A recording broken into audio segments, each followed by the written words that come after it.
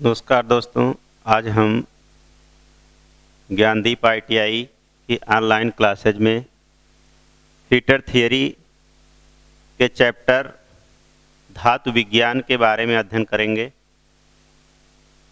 धातु विज्ञान क्या है, हमारे दैनिक जीवन में इसका क्या उपयोग है, इंजीनियरिंग क्षेत्रों में इसका क्या उपयोग है, इसके क्वालिटी के आधार पर हम इसका अध्ययन करेंगे। जैसा कि आपको पता है कि जितनी भी धातुएं होती हैं वो सारी धातुएं खानों से खोद करके निकाली जाती हैं और वो धातुएं जो हैं अपने अयस्क के रूप में पृथ्वी के अंदर विद्यमान होती हैं। जैसे आप लोहे को अगर निकालेंगे पृथ्वी के अंदर से खोद करके तो अपने अयस्क के रूप में जैसे hematite, magnetite, siderite, pyrite, limonite के रूप में आपको प्राप्त होगा। कॉपर को अगर आप निकालते हैं तो कॉपर पायराइट के रूप में आपको प्राप्त होगा। एल्युमिनियम को अगर आप निकालते हैं तो एल्युमिनियम जो है अपने अयस्क अर्थात बॉक्साइट के रूप में प्राप्त होगा। शीशे को अगर आप निकालते हैं तो वो गैलेना के रूप में आपको प्राप्त होगा। कहने का मतलब जितनी भी धातुएं हैं वो सारी धातुएं जो है अपने अयस्क के रूप में ही पृथ्वी के अंदर विद्यमान हैं, पाई जाती हैं। और जब हम उनको खोद करके निकाल लेते हैं बाहर तो उसके अयस्क में परसेंटेज के अनुसार वो धातु विद्यमान होती है। जैसे लोहा क्या है, लोहे का अयस्क है एक मैग्नेटाइट और मैग्नेटाइट में ही सबसे ज़्यादा लोहा पाया जाता है, इसके बाद उसके अन्य अयस्कों में पाया जाता है। इसी तरह से उसके परसेंटेज के अनुसार उसमें विद्यमान होते हैं और बाकी क्या उसमें पाया जाता है, बहुत सारी अशुद्धियां पाई जाती हैं।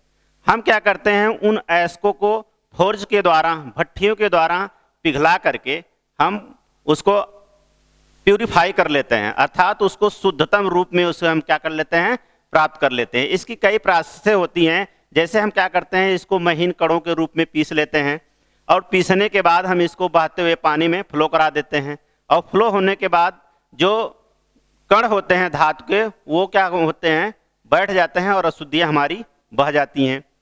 इसी तरह से इसके चुंबकीय पट्टियों पे चलती हुई चुंबकीय पट्टियों के ऊपर इसके महीन कणों को डाल देते हैं, जिससे जो है जो धातु के कण होते हैं उस पर चस्पा हो जाते हैं और बाकी अशुद्धियाँ हमारी बह करके बाहर निकल जाती हैं। भट्ठियों में जब इसको मेल्ट कराते हैं तो भट्ठियों में मेल्ट होने के बाद ये पूरा लिक्विड फॉर्म में आ जाता है और इसकी जितनी भी अशुद्धियाँ होती हैं सब क्या होती हैं, उसकी ऊपरी सतह पे आ जाती हैं। इस तरह से हम जितने भी धातुओं के द्वारा अपने दैनिक जीवन की वस्तुओं का निर्माण करते हैं सारी इसी प्रोसेस के द्वारा हम कर लेते हैं सारी। और जैसे हम अपने दैनिक जीवन में मान लीजिए हम लोहे की, आयरन की जितनी भी वस्तुओं का आप देखते हैं दुकानों वगैरह पे अलग अलग शेप में पाई जाती हैं, वो सब मेल्टिंग फॉर्म में होते हैं और अलग अलग उसको फिर सांचों के रूप में ढाल करके हम अपने दैनिक जीवन में उसका उपयोग कर लेते हैं। तो इस तरह से ये धातुएं कहाँ हैं, पृथ्वी के अंदर पाई जाती हैं और जो अयस्क के रूप में विद्यमान होती हैं, बाद में हम उसको प्यूरिफाई करके अपने दैनिक जीवन में उपयोग के अनुसार हम उसका उपयोग कर लेते हैं। इसके बाद ये आता है कि ये इनकी कुछ प्रॉपर्टीज होती है, इनके कुछ गुण होते हैं, तो उस गुण के अनुसार ही हम अलग अलग दैनिक जीवन में जितने भी यूज की वस्तुएं हैं उनके गुण के अनुसार ही हम उसको बनाते हैं। अब गुण में धातुओं के अंदर निम्नलिखित 3 गुण पाए जाते हैं, भौतिक गुण, रासायनिक गुण और यांत्रिक गुण। तो जैसा कि यहाँ पे है भौतिक गुण, यांत्रिक गुण और रासायनिक गुण। भौतिक गुण क्या है, जो गुण धातु के अंदर नेचुरली पाया जाता है, प्राकृतिक रूप से जो गुण उसके अंदर विद्यमान होता है उसको हम भौतिक गुण कहते हैं। अब भौतिक गुण में जैसे आपका आ जाता है रंग, रचना, भार, गलनीयता, ताप एवं बिजली की चालकता और चुंबकीयता। हमने बताया कि जो गुण धातु के अंदर प्राकृतिक रूप से विद्यमान होते हैं उस गुण को हम क्या कहते हैं, भौतिक गुण या फिजिकल प्रॉपर्टीज कहते हैं। अब एक एग्जाम्पल के रूप में हम समझते हैं, जैसे हमारे सामने अगर एक एल्युमिनियम का टुकड़ा रख दिया जाए और एक आयरन का टुकड़ा रख दिया जाए, तो हम देखते देखते पहचान जाते हैं कि ये टुकड़ा हमारा एल्युमिनियम का है और ये टुकड़ा हमारा आयरन का है, अर्थात लोहे का हो। क्यों जान जाते हैं? क्योंकि एल्युमिनियम का रंग जो है व्हाइट होता है और लोहा क्या होता है, ब्लैक कलर का होता है। उसी तरह से अगर एक गोल्ड और सिल्वर आपके सामने रख दिया जाए तो आप तुरंत डिसीजन ले लेते हैं कि ये हमारा गोल्ड है और ये हमारा चांदी है, अर्थात सिल्वर। क्यों? क्योंकि सिल्वर जो व्हाइट कलर की होती है और गोल्ड हमारा गोल्डन कलर का होता है, ठीक, गोल्डन रंग का होता है। इस तरह से हम कलर के अनुसार धातुओं को पहचानने में देरी नहीं करते हैं, तुरंत हम उसको पहचान जाते हैं कि ये इस धातु को ये धातु कहते हैं। तो ये रंग हो गया। रचना, अलग अलग धातुओं की अलग अलग संरचनाएं पाई जाती हैं। जैसे आप कहते हैं ना कि ये धातु बहुत स्ट्रांग है और ये धातु बहुत वीक है। क्यों? क्योंकि उसके संरचना के ऊपर वो डिपेंड करता है। जैसे आपने कह सकते हैं कि फाइबर क्या है, बहुत मजबूत धातु है, मतलब उसकी संरचना फाइबरस है, रेशेदार है। उसी तरह से हम जैसे अगर अपने माइल्ड स्टील को ले लें, लोहे को ले लें, तो माइल्ड स्टील की संरचना जो है ग्रेनुलर होती है और कास्ट आयरन मतलब दानेदार जो होती हैं, कास्ट आयरन की संरचना जो है क्रिस्टलाइन होती है और राट आयरन की संरचना जो हमारी फाइब्रस होती है। तो इस तरह से हम अगर उसके अनुप्रस्थ काट को देखें तो उसकी संरचना स्पष्ट रूप से आपको दिखाई दे देगी कि किस धातु की संरचनाएं ग्रेनुलर है, किस धातु की संरचनाएं क्रिस्टलाइन है और किस धातु की संरचना जो है फाइब्रस है, अर्थात उसमें कितनी मजबूती है। तो इस तरह से हम इसको डिसाइड कर सकते हैं संरचना के आधार पे। भार है वेट, वेट से कैसे क्लियर करेंगे? आपको पता है कि इस प्रकृति में सबसे भारी धातु लेड है, सीसा है, और सबसे हल्की धातु जो है एल्युमिनियम है। उसको जैसे ही आप मान लीजिए अपने हाथ पे एक एल्युमिनियम का टुकड़ा ले लेते हैं और एक लोहे का टुकड़ा ले लेते हैं, तो उसके वेट से आप क्लियर कर लेते हैं कि एल्युमिनियम, अगर मान लीजिए आपको दिखाया ना जाए, केवल आपकी आंख पे पट्टी बांध करके केवल दोनों हैंड पे एक लोहे का टुकड़ा और एक एल्युमिनियम का टुकड़ा रख करके आपसे उसका अनुभव कराया जाए और आपसे पूछा जाए कि इसमें कौन सा एल्युमिनियम है और कौन सा लोहा, क्योंकि आपको पता है कि एल्युमिनियम जो क्या है लोहे से हल्की होती है, इसलिए आप तुरंत डिसाइड कर देंगे कि ये टुकड़ा हमारा एल्युमिनियम का है और ये टुकड़ा हमारा आयरन का है। इस तरह से भार के आधार पे भी आप उसका डिसीजन कर सकते हैं कि कौन सी धातु क्या है। ओके। गलनीयता, फ्यूजिबिलिटी, अलग अलग धातुओं की अलग अलग फ्यूजिबिलिटी होती है, अलग अलग गलनीयता होती है। तो हम ये कह सकते हैं कि ये एक वह टेम्परेचर, जिस टेम्परेचर पे कोई धातु मेल्ट होकर के पिघल करके लिक्विड फॉर्म में आ जाती है, उसको हम उस धातु की गलनीयता कहते हैं, उसकी फ्यूजिबिलिटी कहते हैं। जैसे टिन है, टिन का गलनांक हमारा 230 डिग्री सेंटीग्रेड है, अर्थात टिन क्या है 230 डिग्री सेंटीग्रेड पर पिघल करके लिक्विड फॉर्म में आ जाता है। उसी तरह से तांबे को आप ले लीजिए, तांबा का है, तांबा का गलनांक हमारा 1083 डिग्री सेंटीग्रेड है। कहने का मतलब कि अगर तांबे को आप 1083 डिग्री सेंटीग्रेड पर गर्म करते हैं तो पिघल करके लिक्विड फॉर्म में आ जाएगा। तो इस तरह से अलग अलग धातुओं का अलग अलग टेम्परेचर होता है। ताप और विद्युत की चालकता, conductivity of heat and electricity. जिन धातुओं में ताप या विद्युत एक सिरे से दूसरे सिरे तक पहुंच सकती है, जैसे हमने आयरन को गर्म किया या आयरन को हीट देते समय आप अनुभव करेंगे कि एक सिरे पर गर्म होकर के वो दूसरे सिरे को हीट कर देता है। तांबे को ले लीजिए, एल्युमिनियम को ले लीजिए, आप देखते हैं कि जितने भी वायर्स के निर्माण ज़्यादातर एल्युमिनियम और तांबे के हुए हैं, उसमें क्या इलेक्ट्रिक करती है, वो एक सिरे से होकर के दूसरे सिरे पे चली जाती है। बहुत सारी ऐसी धातुएं हैं जिसमें विद्युत का हम प्रवाह नहीं करा सकते हैं, और बहुत सारी ऐसी धातुएं हैं जिसमें विद्युत को हम एक सिरे से दूसरे सिरे तक पहुंचाने का काम करते हैं।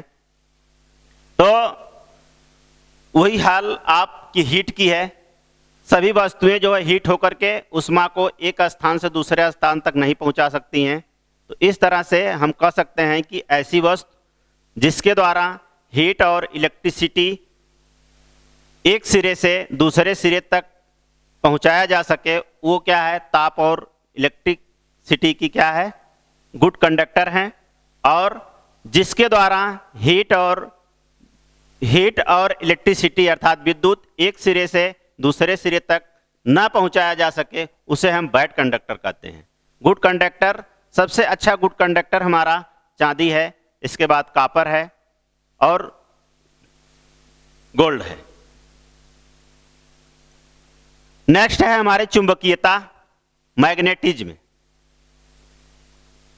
जिन धातुओं को चुंबक अपनी तरफ आकर्षित करता है उसे हम कहते हैं उसमें चुंबकीय गुण है। यह डिपेंड करता है फेरस और नॉन फेरस मेटल के ऊपर। फेरस मेटल क्या है, सबसे पहले यह समझ लीजिए, जिन धातुओं में लोहे के कण पाए जाते हैं उसे को हम फेरस मेटल कहते हैं, और जिन धातुओं में लोहे के कण नहीं पाए जाते हैं उसको हम नॉन फेरस मेटल कहते हैं। तो फेरस मेटल जैसे हमारा माइल्ड स्टील हो गया, कास्ट आयरन हो गया, राट आयरन हो गया, क्रोमियम स्टील हो गया, निकिल हो गया, ये सब क्या है, इसमें लोहे के कण पाए जाते हैं, इसलिए इसको चुंबक अपनी तरफ आकर्षित कर सकता है। और नॉन फेरस का मतलब कि जिसमें लोहे के कण नहीं पाए जाते हैं, जैसे आपका कॉपर हो गया, एल्युमिनियम हो गया, लेड हो गया, टिन हो गया, ब्रास हो गया। इस तरह से इसमें लोहे के कण नहीं पाए जाते हैं, इसलिए हम इसको क्या कहते हैं, नॉन फेरस। और नॉन फेरस धातुओं को लोहा अपनी तरफ आकर्षित नहीं कर सकता है। तो जिन धातुओं को मैग्नेट अपनी तरफ आकर्षित करता है उसे हम फेरस मेटल कहते हैं, और जिन धातुओं को मैग्नेट अपनी तरफ आकर्षित नहीं कर सकता है उसे हम नॉन फेरस कहते हैं। या इसी को हम दूसरे शब्दों में कह सकते हैं कि जिसमें लोहे के कण पाए जाते हैं उसी को हम क्या कहते हैं, फेरस मेटल कहते हैं, और जिसमें लोहे के कण नहीं पाए जाते हैं उसको हम नॉन फेरस मेटल कहते हैं। तो फेरस मेटल को मैग्नेट अपनी तरफ आकर्षित कर लेता है और नॉन फेरस मेटल को मैग्नेट अपनी तरफ आकर्षित नहीं करता है। इस तरह से ये आपका भौतिक गुण यहीं पे इंड होता है। नेक्स्ट है इसका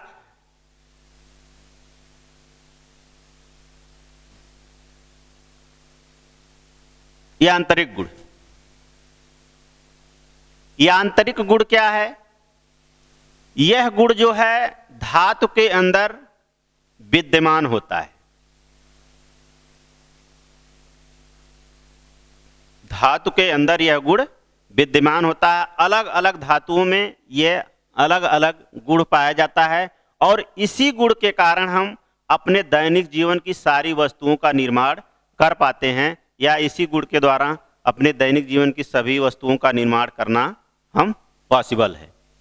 अगर धातु के अंदर ये गुण ना पाया जाए तो हम अपने जीवन में जितनी भी वस्तुओं का निर्माण अलग अलग रूपों में हम देखते हैं, करते हैं, वो चीज इम्पॉसिबल है। जैसे आपने तार बनाया तो वो उस धातु के अंदर वो गुण था, इसलिए उस धातु का आपने तार बनाया। जैसे आपने कॉपर का तार बनाया तो कॉपर के अंदर वो एक ऐसा गुण विद्यमान था जिसकी वजह से आपने कॉपर का तार बना लिया। एल्युमिनियम का तार बनाया, वो गुण भी उसके अंदर विद्यमान था, इसलिए आपने बना लिया। अगर आपसे हम कह दें कि आप एक लेड का तार बना लीजिए तो इम्पॉसिबल है, लेड का तार बनाना संभव नहीं है, नहीं बन पाएगा। अगर आपसे हम कह दें कि एक लकड़ी का लकड़ी का एक टुकड़ा ले लीजिए और इसे पीट करके बहुत बड़ी चादरों में ढाल दीजिए, तो ये इम्पॉसिबल है, ये संभव नहीं है, क्योंकि उसके अंदर वो गुण है ही नहीं। इसलिए हम एक लकड़ी का टुकड़ा लेकर के हम उसे बहुत बड़ी चद्दर के रूप में ढाल नहीं सकते हैं। अगर हम आपसे ये कह दें कि कुछ ब्रास या ब्रांज का टुकड़ा ले करके आप उससे कुछ ऐसा कटिंग टूल्स बनाइए जो अन्य टूल्सों को काट सके, तो ये इम्पॉसिबल है, क्योंकि उसके अंदर भी वो गुण नहीं है। क्यों? अलग अलग धातुओं में अलग अलग तरह के गुण विद्यमान होते हैं। इसलिए हम कभी कभी सिल्वर का कुछ बना लेते हैं, चांदी का कुछ बना लेते हैं, आयरन का कुछ बना लेते हैं, लेड से कुछ और बना लेते हैं, ठीक, और टिन का कुछ और बना लेते हैं। इस तरह से उसमें गुण के विद्यमान के आधार पे ही हम बहुत सारी अपने दैनिक जीवन की वस्तुओं का निर्माण करते हैं। तो इसका पहला गुण है सामर्थ्य। सामर्थ्य, जिसको अंग्रेजी में स्ट्रेंथ कहते हैं। सामर्थ्य क्या है? जैसे अगर मैं आपसे ये कह दूं कि आप एक एल्युमिनियम का टुकड़ा ले लीजिए और एक आयरन का टुकड़ा ले लीजिए, और दोनों टुकड़ों को ले करके दोनों पे हैमर के द्वारा समान चोट मारिए। मतलब हैमर से एक चोट एल्युमिनियम के टुकड़े पे मारिए और हैमर के द्वारा ही एक चोट आप आयरन के टुकड़े पे मारिए। तो आप इसके बाद उसका ऑब्जर्वेशन करिए, उसको निरीक्षण करिए कि आपने जो चोट मारा उसका क्या परिणाम हुआ। आप देखेंगे कि एल्युमिनियम के टुकड़े पे जो चोट आपने मारा उस पे निशान, जो धब्बे पड़ते हैं, बहुत अधिक पड़ जाएंगे, और जो आयरन पे है उस पे आपको दिखाई नहीं देगा। इससे ये क्लियर होता है कि लोहा हमारा एल्युमिनियम की अपेक्षा अधिक शक्तिशाली है, अधिक सामर्थ्यवान है। तो इस तरह से ये क्लियर हो गया कि सामर्थ्य क्या है, मतलब एक तरह की मजबूती है, एक सामर्थ्यवान है। उसी तरह से बहुत सारी धातुएं, आप अपने शीशे को ले लीजिए, अगर शीशे पे वही चोट मारते हैं तो शीशा हमारा चूर चूर हो जाएगा, लेकिन आपका आयरन अर्थात लोहा चूर चूर नहीं होगा। तो इस तरह से ये भी क्लियर होता है कि हमारा आयरन क्या है, शीशे की भी अपेक्षा अधिक सामर्थ्यवान है। प्रत्यास्थता, इलास्टिसिटी। इलास्टिसिटी अर्थात प्रत्यास्थता क्या है? जैसे किसी धातु पर बल लगाने पर उस धातु में अस्थायी परिवर्तन हो,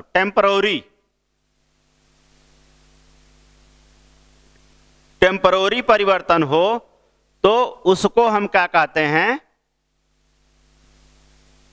प्रत्यास्थता। या ऐसे समझिए आप, जैसे मान लीजिए आप एक रबर ले लीजिए और एक स्प्रिंग ले लीजिए। रबर और स्प्रिंग दोनों को आप क्या करिए, बल लगा करके उसको एक बार खींचिए, और खींचने के बाद अपने बल को तुरंत फिर हटा लीजिए। बल हटाने के बाद आप देखेंगे कि वो जिस अवस्था में फर्स्ट टाइम थी उसी अवस्था में आ गई, अर्थात उसमें क्या हुआ? अस्थायी परिवर्तन हुआ, अस्थायी परिवर्तन नहीं हुआ। तो इस तरह से हम कह सकते हैं कि ऐसी धातु जिस पर बल लगाने के बाद उसमें अस्थायी परिवर्तन हो, तो उसको हम क्या कहते हैं? उसमें प्रत्यास्थता का गुण है, जैसे आपका रबड़ और स्प्रिंग है। आघातवर्धनीयता, इसी गुण के कारण हम अपने दैनिक जीवन में बड़ी बड़ी चादरों की जितनी भी वस्तुओं का निर्माण करते हैं वो आघातवर्धनीयता के कारण ही संभव है, मैलेबिलिटी के कारण ही संभव है।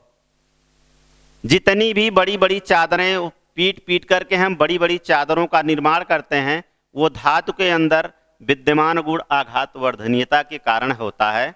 और ये गुण सबसे अधिक सोने में पाया जाता है। सोने का बहुत छोटा सा छोटा टुकड़ा आप ले लीजिए और उसको पीट पीट करके फैला दीजिए, वो टूटेगा नहीं, वो फैलता ही जाएगा। इसलिए गोल्ड की बहुत छोटी से छोटी आभूषणों को बनाना संभव है। अगर ये गुण उसके अंदर विद्यमान न हो तो ऐसा संभव नहीं हो सकता है कि आभूषण के छोटे छोटे आप पार्टों को ढाल करके आभूषण बना सके।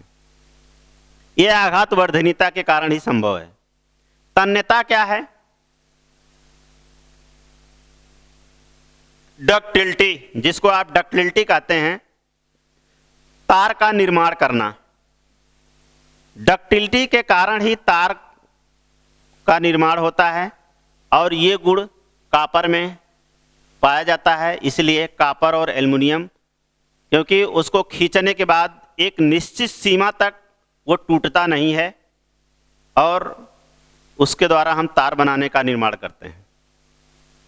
अगर ये गुण एल्युमिनियम और कॉपर में ना पाया जाए, गोल्ड में ना पाया जाए, तो उसके द्वारा तार बनाना संभव नहीं है।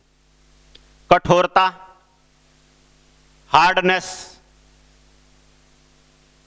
हम कहते हैं कि लोहे के द्वारा ही लोहे को काट लेते हैं, लोहे से लोहा को काट लेते हैं। क्यों? क्योंकि हार्डनेस होता है, कठोर होता है। जैसे आपने लोहा काटने वाली हेक्सा का ब्लेड आपने देखा होगा, ब्लेड क्या करता है? लोहे को ही काटता है। क्यों काटता है? क्योंकि वो ब्लेड जो है जिस लोहे को काटता है उसकी अपेक्षा अधिक हार्ड है, हार्ड और टेम्पर है। इसलिए उस हेक्सा ब्लेड के द्वारा अपने से मुलायम धातुओं को काटना संभव है। यह गुण हार्डनेस की वजह से ही होता है। धातु में हार्डनेस का गुण इसलिए पैदा किया जाता है कि वो अपने से मुलायम धातु को काट सके, और ये गुण हीट ट्रीटमेंट की प्रोसेस है, एक हार्डनिंग। मुलायम धातु को भी हम हार्डनिंग के गुण के द्वारा उसमें वो क्वालिटी ला करके उससे मुलायम धातु को हम आसानी से काटने का काम करते हैं।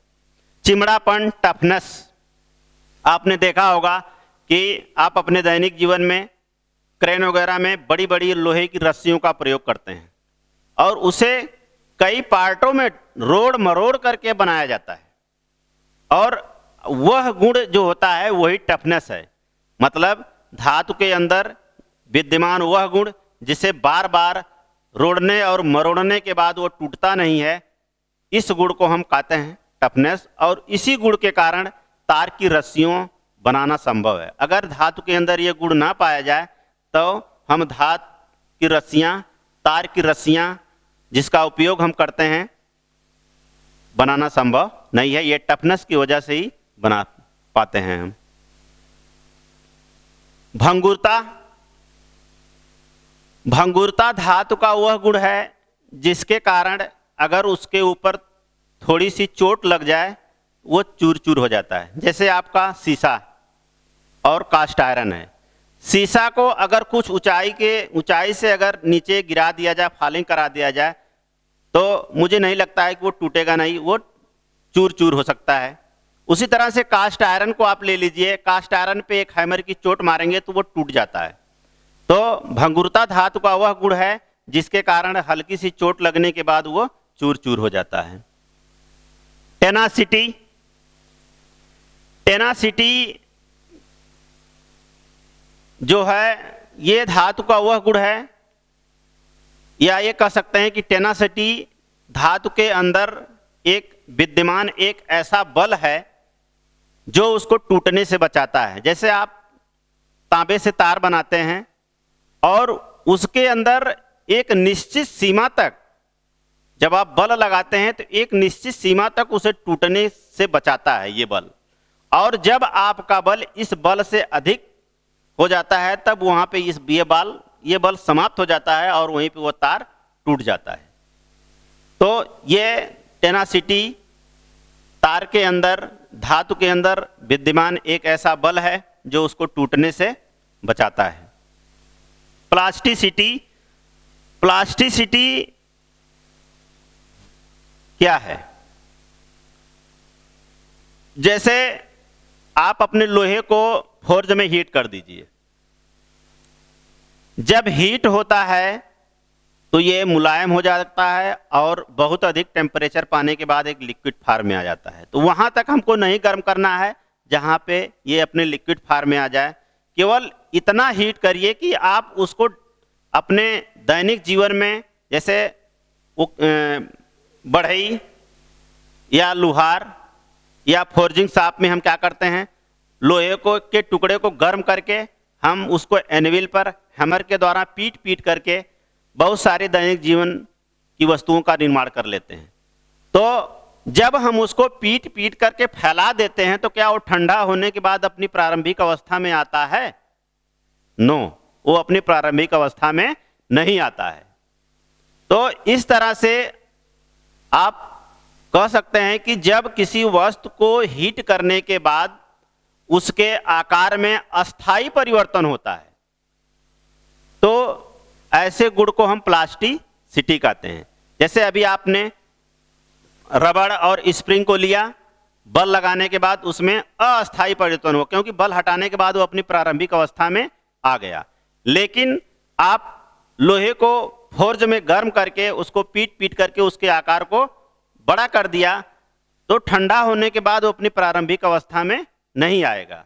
तो इस तरह से हम कह सकते हैं कि लोहे को हीट करने के बाद उसमें क्या हुआ, प्लास्टिसिटी का गुण आ गया। नेक्स्ट है मशीनेबिलिटी। मशीनेबिलिटी धातु का वह गुण है